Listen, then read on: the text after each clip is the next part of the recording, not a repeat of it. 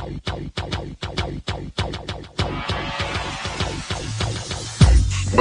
to the Odds Breakers, number one place for shared, sharp betting information.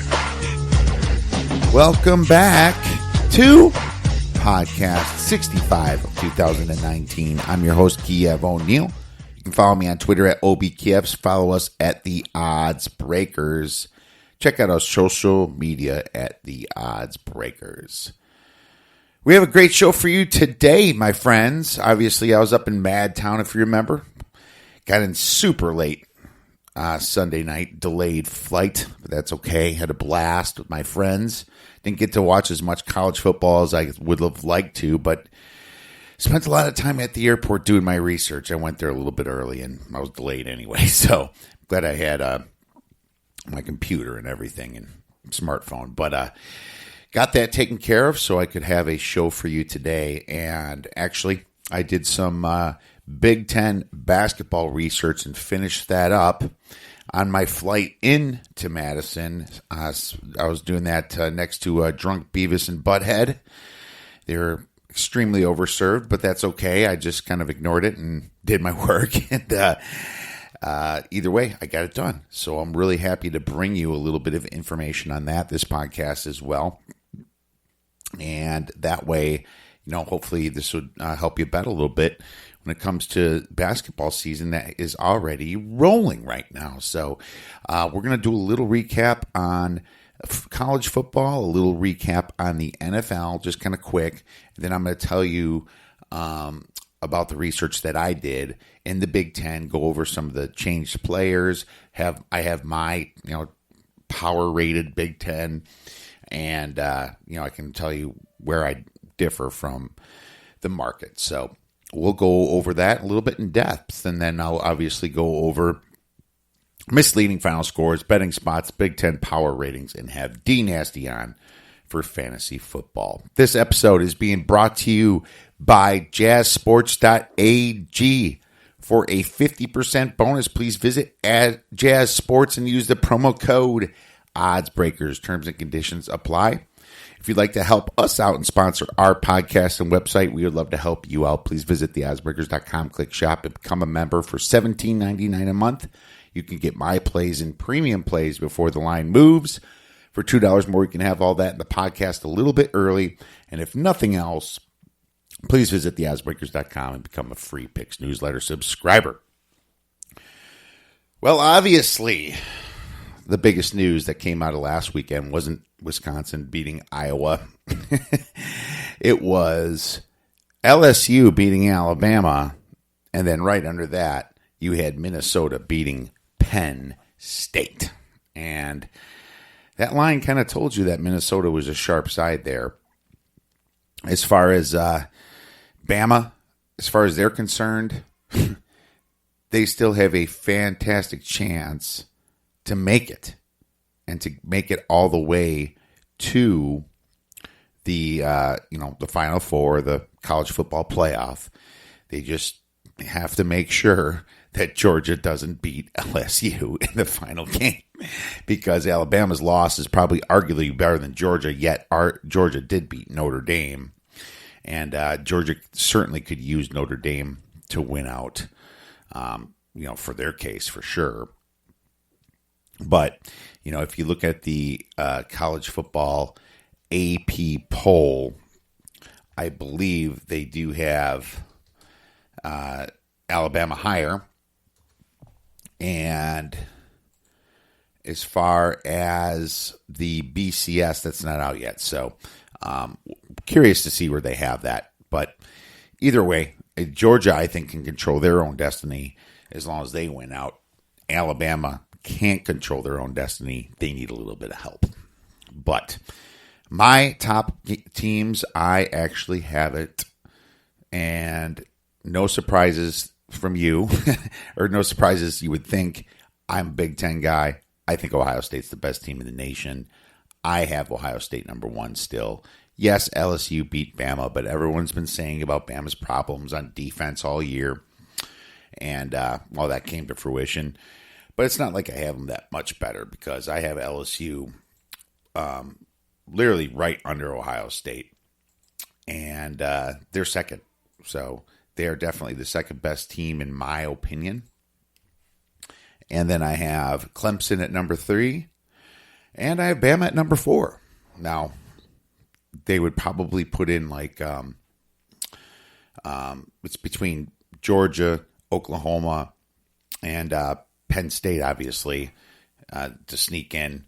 Now, if Ohio State wins out, and if they lose to Penn State, I still think they would get in as an at-large, so that just make it a hell of a lot more interesting, which I want to happen. But Oregon's still sitting there, too, with one loss, and it's a pretty good one. So would love to see some representation from the Pac-12, as long as, as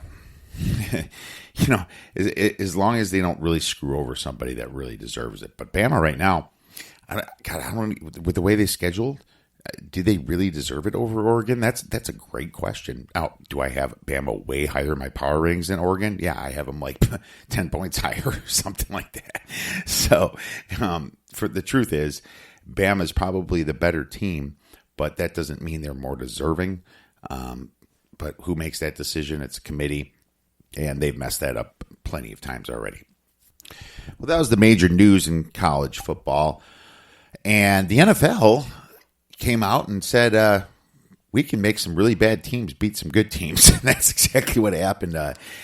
People's survivor pools got smashed. Unreal. Yeah, I mean, I cannot believe the Colts lost to the Dolphins. I know Hoyer played, but the Dolphins, I mean, it seems like in 3 weeks, and thank God I was on them a couple weeks, during this uprise, that they become a much more viable team. Like, I actually, be honest with you, I don't have them as the worst team in my power ratings anymore. I have Cincinnati there. Okay? So, congratulations to the Dolphins. They are not the worst team. And I wonder if they're the second worst team. They did beat the Jets. So they just, busted out 2 wins in a row, beat the Colts. Colts were huge favorites, around 10 points. And then the Saints lose to the Falcons outright as a huge double-digit favorite as well. How crazy is that? Drew Brees comes back and they're playing worse than they did with Teddy Bridgewater. And their offense couldn't get it going. Matt Ryan played pretty well. That's the NFL right there for you. The parity. That's why it makes it very tough to bet, very challenging. But the goal is obviously to try to predict some of these things to happen, and sometimes it's just flat impossible. That's why if you're 55% in the NFL, you're beating the curve. On a consistent basis. Of course, you want a year that you're 60%. Then there would be a year you're 45, 50%. You want that higher average in the NFL because it's tougher. I've seen to have more luck in the derivative markets. But either way, the Bears got off the schneid by beating the Lions. Of course, the Lions had a backup quarterback. Huge surprise that Stafford went out and Driscoll came in. I did get to watch most of that game at the airport, so was pretty cool to see the Bears finally win after a 4-game losing streak. But now they're going to L.A., and they're going to be dogs in this game. We'll see what happens. We'll see what happens with that spread when it comes out. All right, well, that's all you need to know, really, about the NFL this week, because more importantly, I want to spend the time it takes to go over the Big Ten in a preview. Now, obviously, basketball is rolling here. We want to obviously get you ready for that. Spent a ton of time preparing this preview, so we'll start right away with the Big Ten, and we're going to start with the best to worst. And I have the Michigan State Spartans as the best. No surprise there. Most people do. Now, their power rating was 1, and then they lost to Kentucky, and it was 2 in many places. So I just think they shot like shit. And, that's just, this came out completely flat. But either way, they lost that game. Long season to go. I still think they're the best in the Big Ten, and I think it's not necessarily close. We'll see. They had kind of 3-ish returning starters.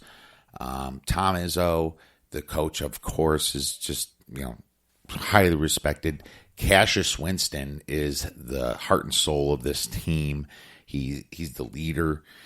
Josh Langford's back again this year, but he seems to always get injured. Aaron Henry did play last year, but he wasn't quite starting. He was like a 6th, 7th man. Kyle Ahrens as well. Now Xavier Tillman is coming back as a starter, and he's a beast. So I said 3-ish. So it's kind of 3 to 4 starters. But Gabe Brown's a big guy. He's a good recruit that he came in. And, 2018, 2019, they were 32-7.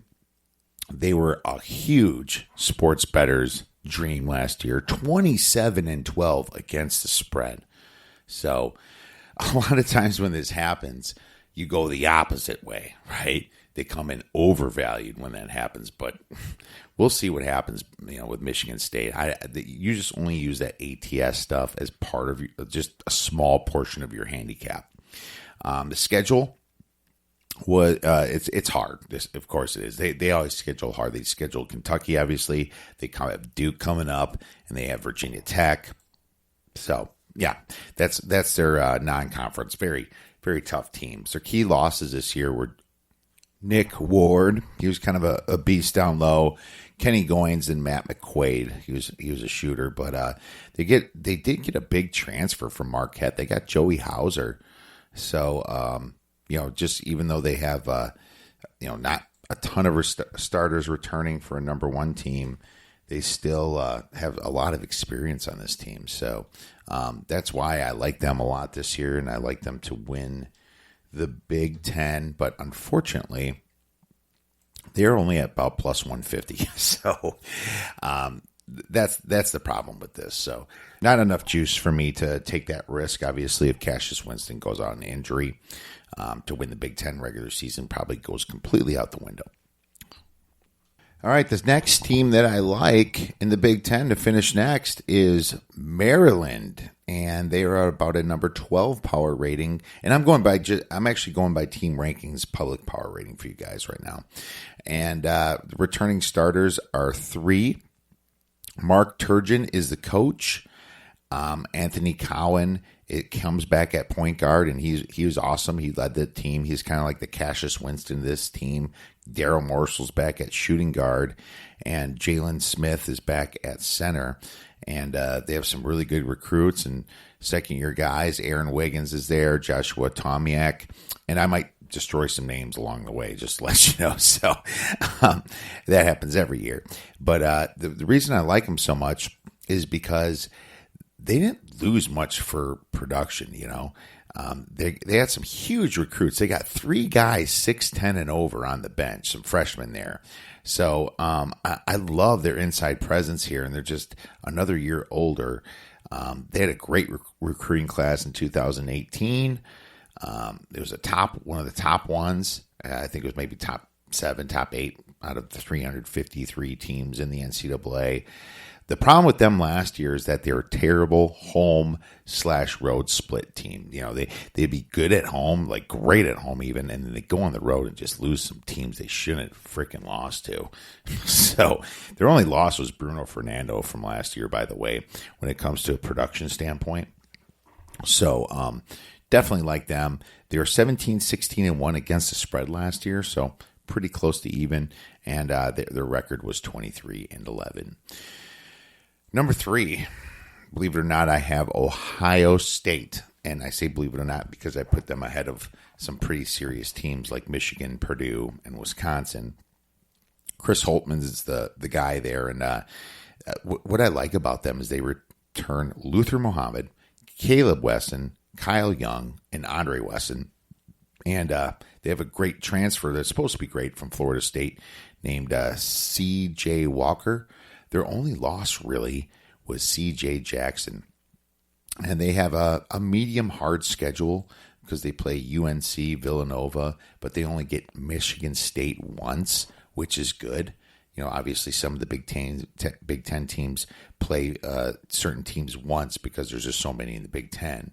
Schedule's not big enough. So I like the fact they only have to face them once. They're a bad against the spread team, 15-20, and they're 20-15 as a record.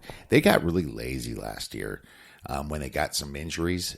I noticed that, and I don't know how much I should blame Chris Holtmann for that. But either way, I think they return a lot of guys, and they have a great recruiting class the last 2 years. They had 3 5-star kids coming in for 2019. So that's what the 24/7 Sports says. So I like that. I like that's why I put them past a proven commodity like Michigan and Purdue. And there's some other reasons too, because Michigan unfortunately lost their coach. So that's not good. Ohio State's power rated 14. Michigan is power rated at 47. Okay, 47. And they have 2 returning starters.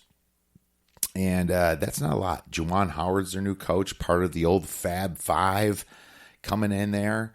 I don't think that's I have no opinion on that. I guess he was an assistant coach. People say he was great for the job. It sounds like he can recruit so far. But I do like that they do return Xavier Simpson. He has that killer little hook shot, little dribble drive hook shot he does. And, he's short as hell, but he gets it over everybody and always hits the board and goes in. But he's not that good of a 3-point shooter. He can run the team well. But, losing guys like Ignas Bredzikus and Charles Matthews and Jordan Poole, John Beeline, the coach, I could not put them higher than 4 because of that. They're 21-16 against the spread. 30-7 was their record. They have a very hard schedule. Oregon, Iowa State, Louisville. They did return John Teskey, their big center. But I don't know. I have to see where that season win total is out because I would probably lean to the under. I haven't seen it yet, though. Well, I seen them come out last week, and they're highly juiced, and that's why this is a little premature when it comes to a betting aspect. But we'll talk a little bit more about that as more plays develop. It's just so early in college basketball, and when it comes to college basketball, you don't have to make your bets early. You can wait and place your bets later. A really interesting recruit, though, for Michigan is Franz Wagner, and Wagner, whatever. He's Mo Wagner's younger brother, and we'll see if he turns out anything like his brother, because if he does, that's a good thing. All right, so next team I have is, believe it or not, I have Illinois. All right, I know it's shocking, right? They just did lose at Arizona, but I love their returning production. All right, I love it, and I think that Brad Underwood has some serious talent. Well, for what Illinois had over the past 10, 15 years, he's got some really good talent. They return almost everybody. The only person they lost was Aaron Jordan. They have an easy schedule, minus that Arizona game. They just get Miami, and they only get Maryland once, too. So really the tough non-conference game is already past them, and they have Miami coming up. Miami's not that good.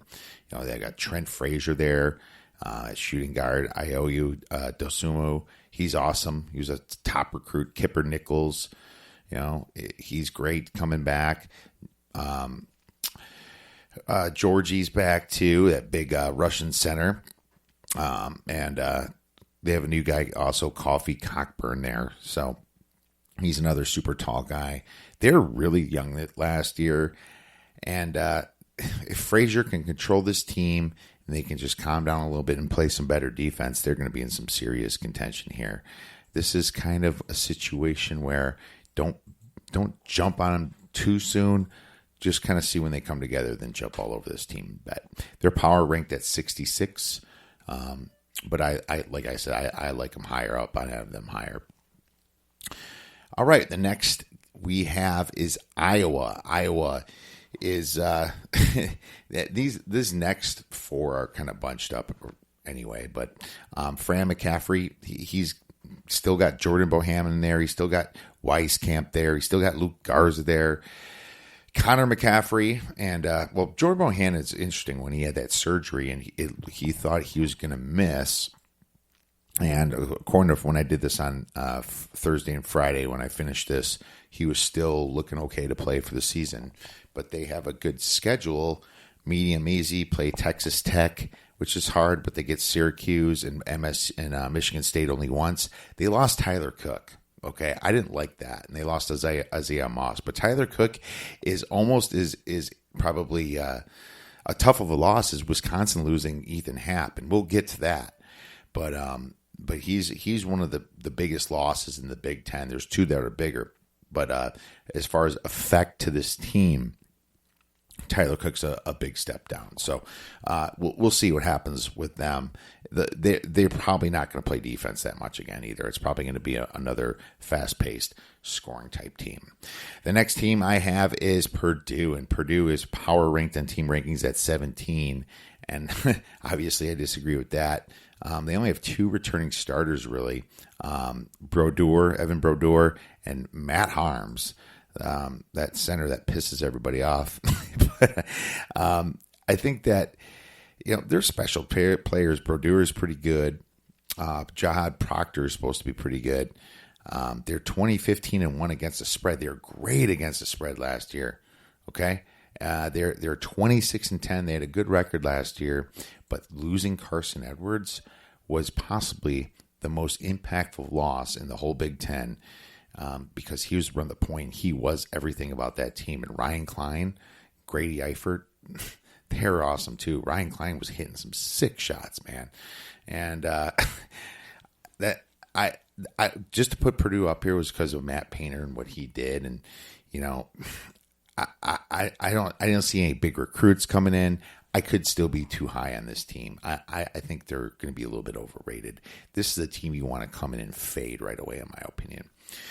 Next team we have is Wisconsin, and my Badgers with Greg Gard there. Losing Ethan Happ is huge.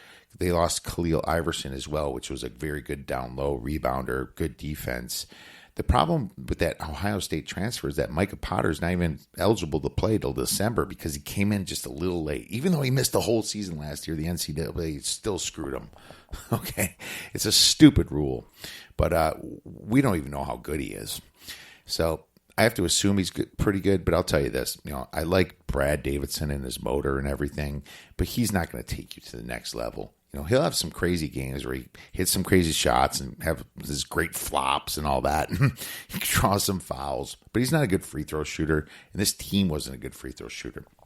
Demetric Trice, the other guard, he's kind of scared when it comes to taking charge. He has hit a lot of clutch, game-tying shots last year, but he's not the guy that takes you over either. He's not the guy you give it to at the end. As a matter of fact, that's the problem with Wisconsin. They don't have anybody that you give it to at the end of the game. We were hoping Kobe King was going to be that, and he's now the starter at small forward. But I don't. He's not shown me that he's that guy. Nate Ravers, big, tall guy, but extremely soft on defense. That's another issue. They're losing Happ. He lost a ton of defense.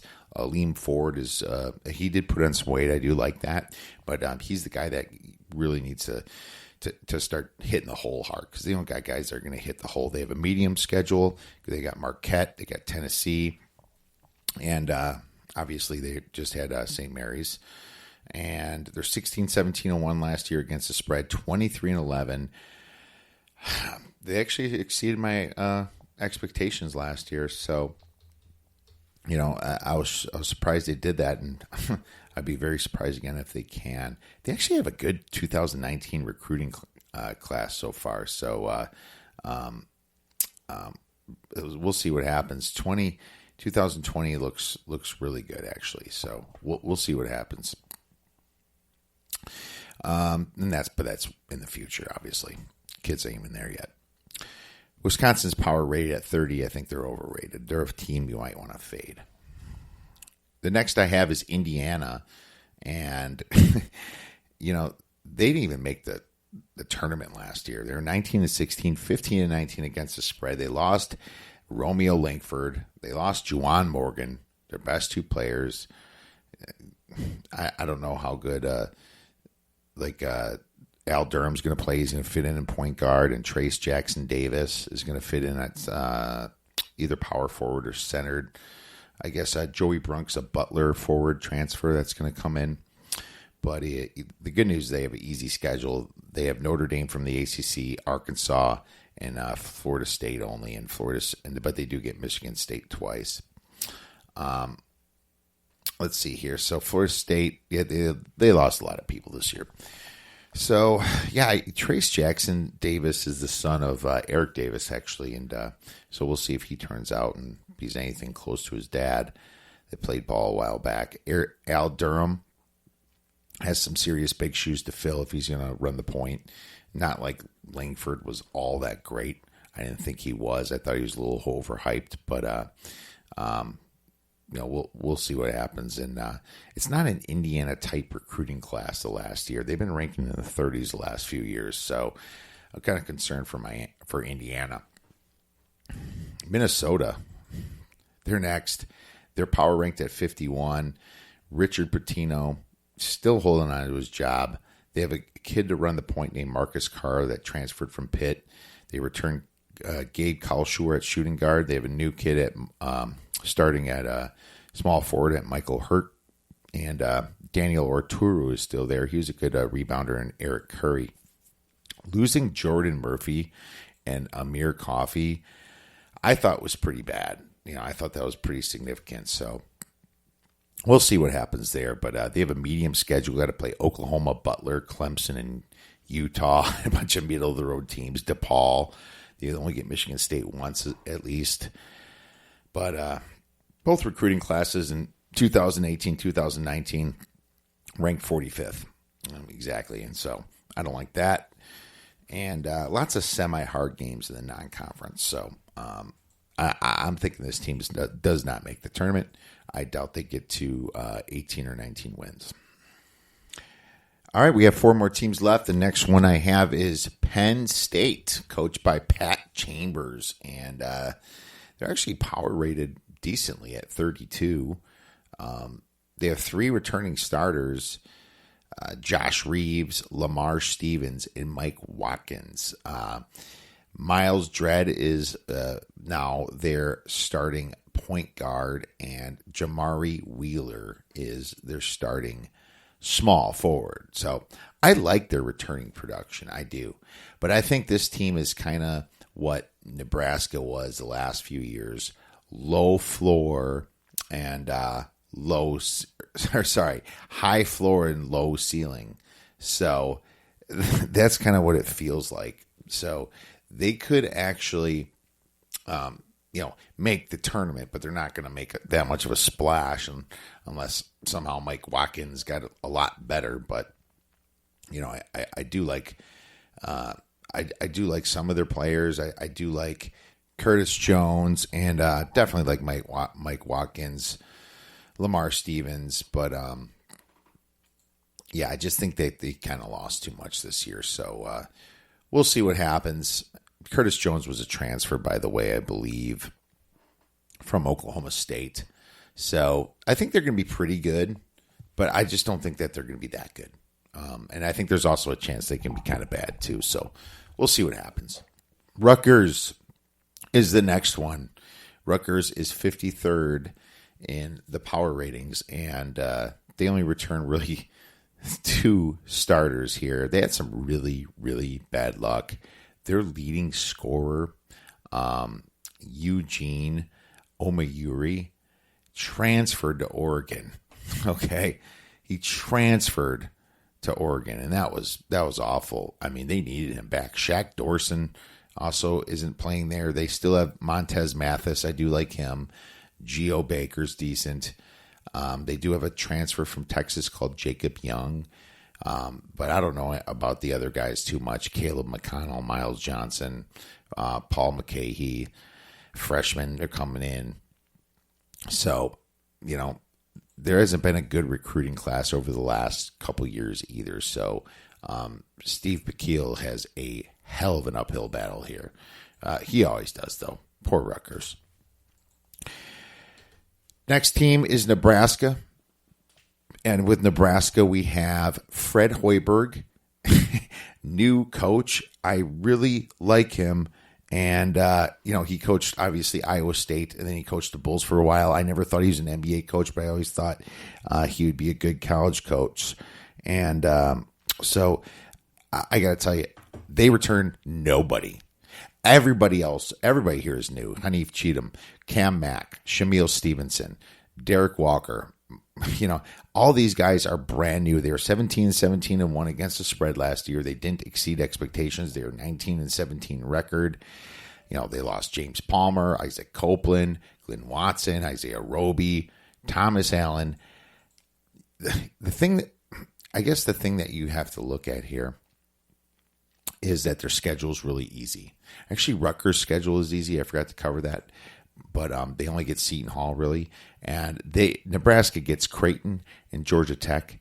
And so, in general, if that's the best of your non-conference games, that's not too bad. I think they're going to be one of those teams that everybody knows they're going to be bad, but there could be a time to buy back on them just because of Fred Hoiberg. So I'm going to keep my eye and look for improvement this year. And Northwestern brings up the bottom of the barrel. They're ranked 101 in the power ratings. Nebraska was 102. Northwestern only returns 2 starters. And Chris Collins, I think, is a really good coach, though, but he just never has anything to work with. They returned Anthony Gaines and A.J. Turner, but they lost Vic Law, Derek Pardon, Ryan Taylor, Aaron Falls, and they do have an easy schedule. Thank God they get Providence and Boston College in the non-conference and a bunch of easy teams, but 17-17-1 against the spread last year. They're 13-19. There's nothing that's going to make me think that they're going to be any good this year, so I have them last. Who knows? I could be wrong because I do like their coach, but they can't really recruit. I guess they did rank 34th in 2018, but no top 50 recruiting class in 2019. Just lost too much. So there you have it. That's kind of my quick preview in the Big Ten. All right, I wanted to cover a good listener question. At D Thrasher 90 wants to know just what the best way to novice handicappers to get started when it comes to I'll cover it in basketball. And basically, basketball is a really interesting sport here because I don't use power ratings when it comes to basketball handicapping. I use algorithms with efficiency. There's so much efficiency numbers out there, and when it comes to looking at that and putting it in a formula using the actual pace of a game, you can come up to a pretty good score. And that's what KenPom does when they predict their scores, okay? Now, what KenPom doesn't do is they don't situationally handicap. They pretty much go by the players that are playing the game. I do believe they take out for injuries, but they go by the players that play the game and come up with their score using their own algorithm, and their subscribers that only have to pay $20 a year, which is a great deal, can see that information. So what I would do is just start out even just using KenPom and doing that. And that way you could situationally handicap from their numbers since you're not using your own algorithm themselves. Some of the more advanced ways of doing it is you look at the matchups themselves and find out, like, for example, if a team's really good at shooting threes and they're beating everybody, yet they happen to play a mediocre team that has a fantastic perimeter three-point defense, and the team that shoots the threes are not tall, that's a great bet as a matchup to fade that three-point shooting team. So a lot of, obviously, algorithms don't show that. Power ratings don't show that. Nothing shows that unless you look into the metrics themselves. KenPom has some of those metrics, but I use Bart Torvik team rankings and many other metrics, when I kind of come up with my handicap to have multiple areas. Another way of handicapping these games are looking at multiple power ratings. You could use just straight power ratings for basketball if you want. You can just use multiple and average them up, kind of like when I talk about the Big Ten power ratings. I talk about ESPNs and team rankings, and you can always use those and average it up the same way, and you can get a pretty close number when you do that. It's a good way to do it. It takes a little bit of time, but I recommend that as well. And you always have to remember to situationally handicap, meaning So if a team's only on less than 48 hours rest, and they played a really tough game the night before or 2 nights before, it might be a under bet. So, or look at what they do if they have too much rest too, because they come back rusty, possibly fade them in the first half. There's situations that come up, look ahead spots, letdown spots, all that. It all factors into basketball as well as football, and probably a great way to get you started handicapping yourself if you don't do it already. All right, well, let's move right into college football misleading final scores. We'll start right with UCF facing Tulsa. UCF outgained Tulsa by 104 yards and yet lost by 3. A 3-0 turnover ratio.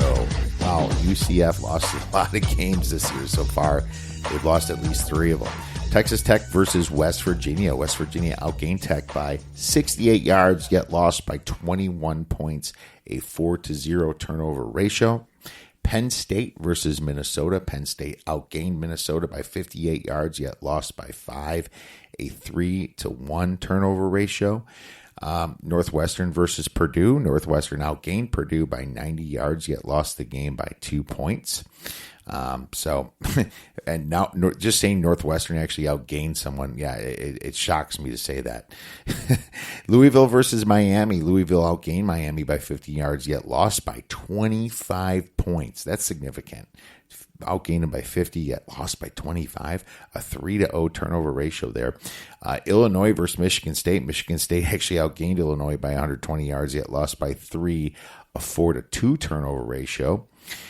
Kansas State versus Texas. Texas outgained them by 173 yards, yet only won by 3 points. So that's one of them where the winner outgained the hell out of the other one. Washington State versus Cal. Both had the same amount of yards, yet Washington State lost by 13. Brutal for Wazoo. Appalachian State versus South Carolina. South Carolina outgained App State by 144 yards, yet lost by 5.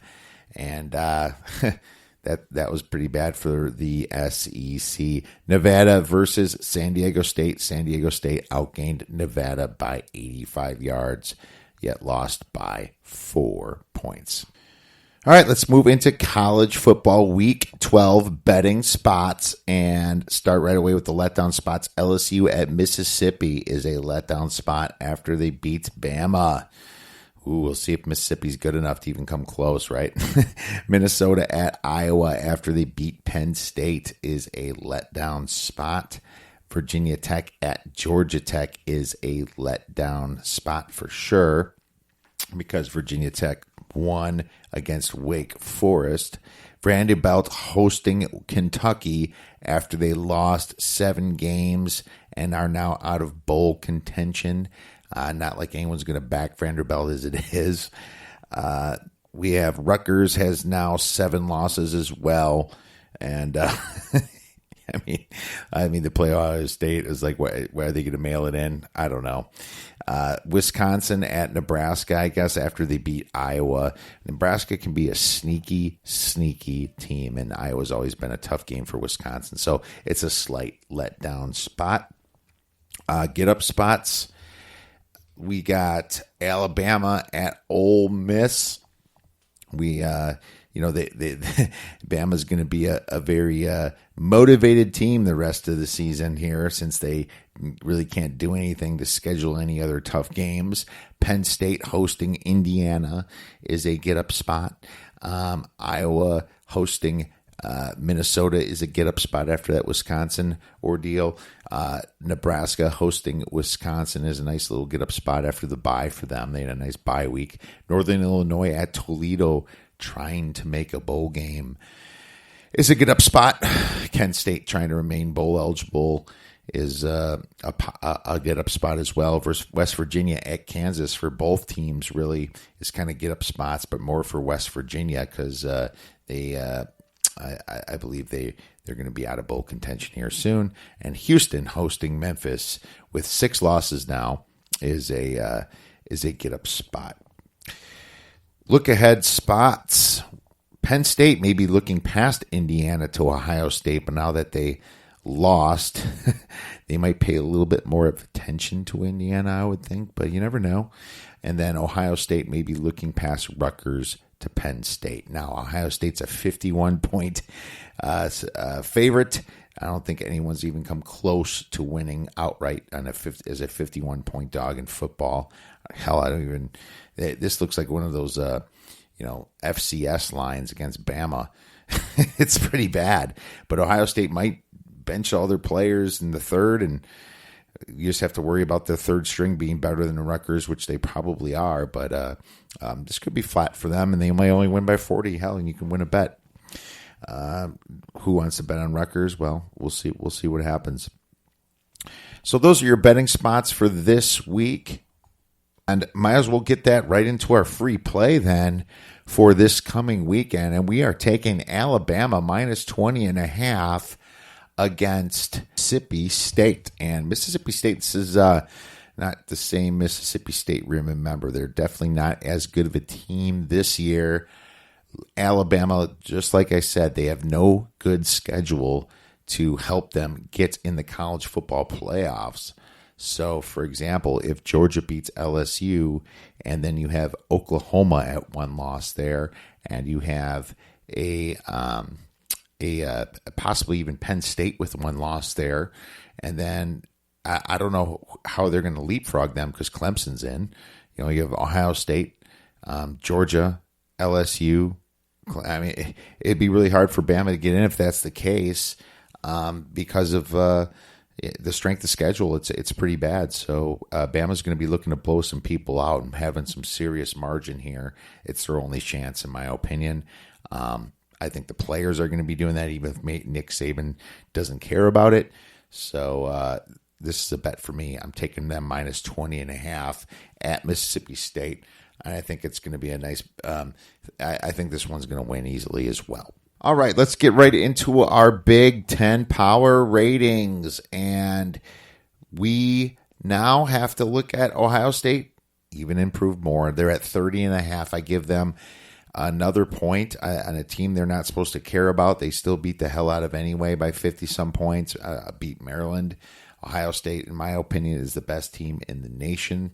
ESPN has them higher than me at 34.7. Team Rankings has them at 41.1. Those are some very high numbers. I don't remember ever seeing a team that high, even when Bama was rolling. Penn State, 17.5. ESPN has them at 23.8. Team Rankings has them at 25 still. I think they're a bit overrated there. I moved them down from 19 down to 17.5 last week. Michigan, 16.75. ESPN has them at 19.5. Team Rankings has them at 21. Yes, I had to move Michigan above Wisconsin. I know Wisconsin beat them a long time ago, but Michigan has improved. Wisconsin, they're not covering spreads. I don't know what's going on with this team. It just does not look they don't look buttoned up to me, in my opinion. So we'll see what happens when they play Nebraska, if they can cover that big 14-point spread. Minnesota, I upgraded them a lot from 12.75 to 14.5, almost a full 2 points there. ESPN has them at 13.7. Team Rankings at 12.1. They are still undefeated. And Iowa, 13.5. I moved them up for covering the spread against Wisconsin. ESPN has them at 14.6, and Team Rankings has them at 16. Michigan State, I downgraded from 11 down to a 9, and I don't even know if I'm low enough on this team. ESPN has them at 9.5, Team Rankings 10.5. I just can't trust them. It's hard to bet on this team. I called Illinois to at least cover that spread. I said the money line bet as well. That worked out very well for us, but I can't think that Illinois is that good. They get outgained by 100 yards by Michigan State. Probably some garbage yards involved in there too, but the game was actually pretty close, so probably not. They could have been prevent still and gave up a touchdown. I didn't see that game. I'm actually going to be checking those notes afterwards. Indiana had a bye week. I still am at 7.5. Nebraska bye week 4.5. Illinois, I moved up from 2 to 3.25. Purdue, I still have them at 2.5 off a win against Northwestern. They only won by 2 points. I didn't move either them or Northwestern. Northwestern still is 0 to me. Nothing impressive about that game. Maryland, well, they got whipped by Ohio State. Why punish them out any lower than -3.5? And Rutgers still at -16.5. Let's move into a little fantasy football with our guy, D Nasty.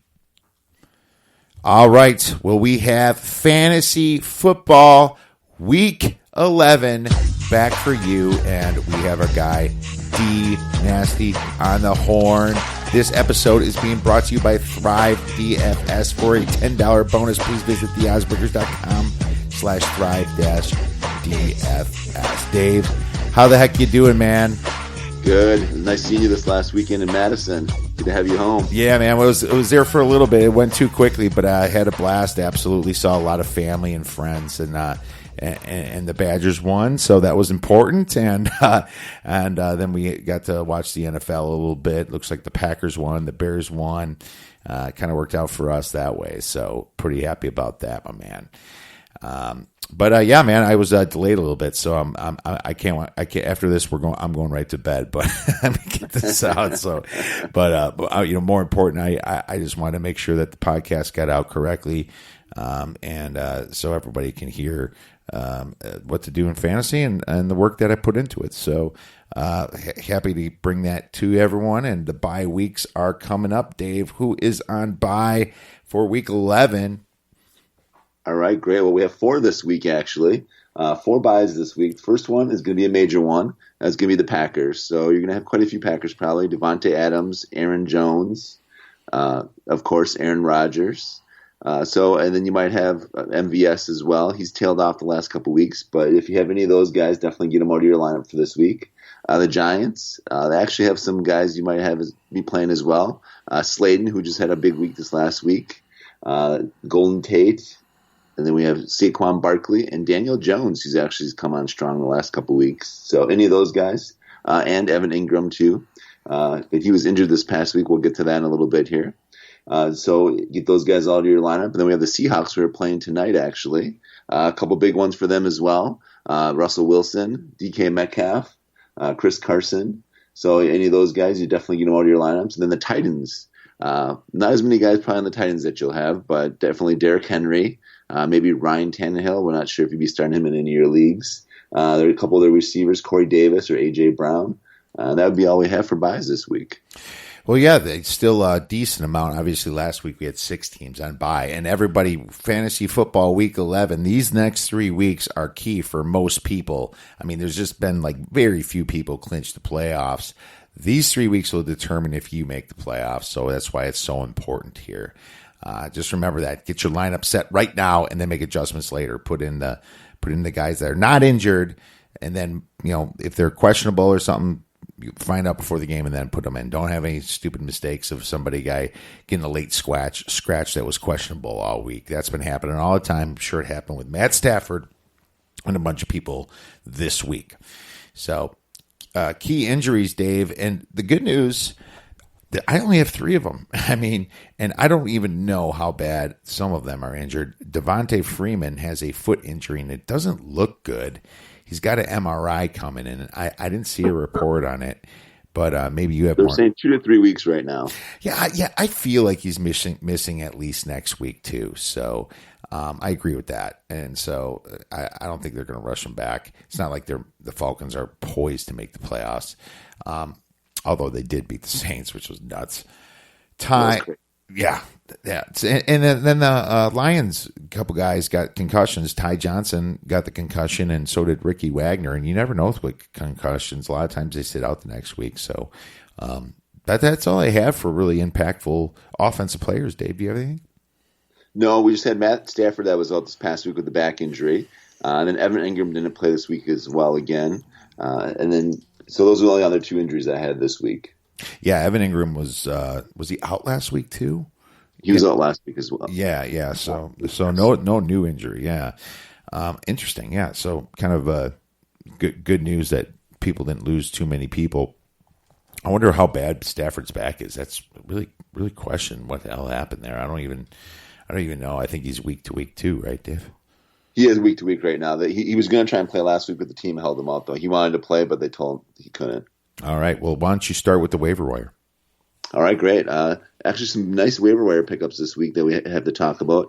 Darius Geis, we might have forgotten about him. He came off IR last week. Given the offensive woes for the Redskins, they're going to be starting Haskins this week, so that's another guy you might want to be taking a look at. But two Washington guys this week. Haskins, who's going to be starting this week, and they said he's going to start the rest of the year now. So definitely keep that in mind if you need a quarterback to fill in. I wouldn't put too much stock in Haskins, but Geis I would definitely pick up if he's out there still by any chance. He could get quite a few carries, and they want him to take over the rest of the year as well. I think Peterson will still get some of the workload, but they definitely want to cut Geis loose and see what he can do the rest of the year. Another guy, J.D. McKissick for the Detroit Lions. With Ty Johnson out with a concussion, he's going to be the main running back now. So definitely keep an eye on him. They still do have Paul Perkins as well, but I expect McKissick to get most of the carries going forward for this week. And then we do have Brian Hill. With Devontae Freeman out, Brian Hill is going to be the main runner. He managed 63 yards and 20 carries this past week, and I had a touchdown for the second week in a row. So definitely pick up Brian Hill if you need a running back going forward. He should be good for at least the next 2 weeks for you. And for this week for sure, if he had any of the people that were named off that were on a bye this week. And then we have a few other ones here then too. Darius Slayton, he's on bye this week. He's a rookie wide receiver for the Giants. Had a huge week this week. He had 14 targets, 10 receptions, 121 yards, and 2 touchdowns. So with Shepard and Ingram both out, he's someone you might want to pick up for after the bye, actually. Keep an eye on him because they might be placing Shepard on the IR now, they're saying as well. Yeah, Slayton had a beast of a game. I agree with you there. And then a couple other ones here. Then O.J. Howard, we forgot about him. Still not very high on him, but he did put up some nice numbers this past week. He could be a guy. He saw a season-high 7 targets and held in his first touchdown, actually, as well. So possibly that could be hopefully a good sign of things to come for him. And then Cole Beasley, I talked about a few weeks ago. He's actually scored at least 8 fantasy points in 7 of his 9 games this season, which is pretty solid. He's very consistent. He does get quite a few targets in that Buffalo offense as well. All right. Well, fantastic, man. I have all those, and that's great. There was Brian Hill's definitely the number one pickup for the week, in my opinion. I know Paul Perkins will get some of McKissick's, but I agree with you. I think McKissick's going to get more. Demarius Thomas, if you're not if he's on the waivers, I think he's available in a lot of leagues. 9 targets and 84 yards last game. James Washington's been dropped by a lot of people. I know that because I dropped him in a league, and I was just like, he's been hurt. Well, we were getting through bye weeks, and he got 7 targets and 90 yards and a touchdown last game. So there you go. Randall Cobb, he got 8 targets and 1 TD. So if he's available, you can grab him. And I also have Oakland's defense because they're playing the Bengals, and I know Oakland's D sucks, but they're playing the Bengals, which is absolutely worse. So they might get a few gifts there. And Washington's D, believe it or not, they're playing the Jets. You know, who knows? Maybe Washington's D gets some of those bad turnovers that they've been doing the last couple weeks. That's all I have, though. Who are your non-starters trending up for Week 11, Dave? Sounds good. So I do have a few here. Well, of course, my first one is going to be Brian Hill, actually. A lot of people won't be starting him this week. I definitely have him on an upward trend. The Panthers' pass defense is not that good, as you can see this past week when they were playing my boys, the Pack. But that was Aaron Rodgers throwing against them as well. But then another guy we might have forgot about, too, who we didn't mention on the waiver wire, but Nick Foles. He did start again last week. I do like the Jaguars against the Colts this week. So I do like Nick Foles this week if no one's been probably starting him. And then another guy I do like this week is going to be Will Fuller. We forgot about him. No one's probably been starting him the last couple weeks. He was injured, but he might be coming back this week. So that's another guy you want to keep an eye on this week if he is back and healthy. They're saying he should be back this week, though. So I definitely like that matchup for him as well. And then the Saints-Buccaneers game, I like Ted Ginn Jr. could have a big week this week against the poorish Buccaneers D. And Latavius Murray, too. I see for him to get back on track again, too. Him and Kamara didn't really have a good week last week. which is very surprising against a poor Atlanta defense. But I do like for Murray to bounce back this week. And then I do like 49ers this week too, like Emmanuel Sanders. Some of you might have been starting to be previously. He didn't have a very good night tonight, but I do like him against the poor Cardinals defense. And then actually a few Raiders as well. Tyrell Williams I do like this week. And Derek Carr actually I do like this week as well against the poor Bengals defense. Well, there you go. Nice. And I agree with some of those. And DJ Moore I think against Atlanta, he's going to have a big game. Atlanta's going to have a little bit of a letdown spot. And I like the Bills D at Miami. I think the Bills kind of come back. They just lost to Cleveland, so they're going to have that big defensive game. I like Oakland's D, like I said before, against the Bengals. John Brown against the Dolphins D. Randall Cobb versus the Lions D. I like him a lot this week. I like Phillip Rivers this week. They're going to play the Chiefs. This has the makings of a shootout to me. Chiefs D has been awful. As you can see, the Titans somehow put up 35 points against them. Yeah, that's ridiculous. They're outgained, but still they was able to put up points. They're a terrible red zone D. Hunter Renfrow, for sure, against the Bengals D for Oakland. I like him a lot. He's available in a lot of leagues too. So Hunter Renfrow is a sneaky pickup for you right there. Well, I'm going to move right into bust then. I have Jared Goff, the QB. He's playing the Bears, and he still lacks some weapons there. With what's his name, one of his starting receivers is still out. It's not Woods. It's or Cooks. Yeah, Cooks. Brand Cooks is out, and so I think playing a tough, pissed off Bears defense is never good. Because they're still 4-5 under 500. Todd Gurley, obviously. I don't know. Has he been playing that much? He hasn't been that good lately. Dave, has he been scoring? I don't have him in any of my leagues, so I haven't been completely close monitoring him. But I stayed away from him as well. But he didn't really have a good week this past week. No, the previous weeks he was at least scoring in 50 to 60 yards. But this past week he didn't really do much. This past week, yeah, okay, and he's playing the Bears D, so there you go for that one. Miles Sanders. Against a very pissed off Patriots D that just lost to the Ravens. I can see them shutting down the run against the Eagles. Philip Lindsay I have against the Vikings D. The Vikings have been just playing out of their minds lately. I think he's going to have a rough spot at the Vikings. Devontae Parker, Miami receiver you might have been starting. Well, they're playing the Bills D, so I don't know what that means, but the Bills D is pretty good. Mason Rudolph, I have him as a bust as well, playing Cleveland. Cleveland's been getting to the quarterback a little bit more with Myles Garrett and a couple of those guys, and so I'm not a big fan of Mason Rudolph at Cleveland coming up this week. Who are your busts, Dave? I like a lot of those that you had as well. A couple other ones I do have. If Stafford's out again this week, definitely downgrading Marvin Jones and Kenny Galladay for the Lions. And I don't really like any of the Lions running backs now that Kerryon Johnson's not in there. I don't like McKissick this week against the Cowboys either. I see the Cowboys shutting them down. And then I do not like any of the Dolphins running backs as well, like Balaj, or I do not like Fitzpatrick against the tough Bills D either. And then actually, this might be a surprise actually too. The Ravens has been looking a little bit better here. I'm going to say Deshaun Watson actually, and Carlos Hyde. I think I'm going to downgrade them a little bit this week actually too. I'd still start Watson, but I don't see him having as big of a game as he's been putting up the last couple weeks. The Ravens D has been playing better lately, and I do not like that matchup for them. And then another one too is the Saints. I think they're going to rebound with a vengeance as well, and they're going to be pretty mad after their poor loss to Atlanta. So I could see them shutting down the Buccaneers this week with Jameis Winston and Ronald Jones II. No, there you go. Yeah, I agree there. Absolutely. And so that brings you to the nasty sleeper of the week, Dave. Who do you have? My nasty sleeper of the week is actually going to be Brian Hill.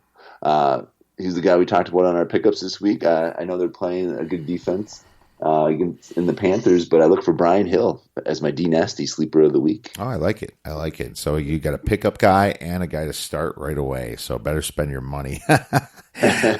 Mine is Hunter Renfrow for sure, the Oakland wide receiver here. Been playing amazing. He gets a good amount of the targets there. I like the way Carr's chucking the ball. This Raiders team is playing with an edge, man. And they feel like the world was stacked against them. They heard everybody saying that the Raiders ain't going to do nothing this year. I think John Gruden kind of pounded into their heads a little bit, and I really, really like what they're doing here. I like Renfro this week, and I think he's going to have a great game along with Josh Jacobs as well. All right, Dave, thanks a lot for coming on, man. It was great seeing you last weekend. I know you need some sleep just like me, so have a fantastic night, and we'll talk to you soon, buddy. Thanks again. All right, friends, that was episode 65. If you have any questions, please reach out to us at the Odds Breakers. Have a fantastic rest of your week and go get some winners.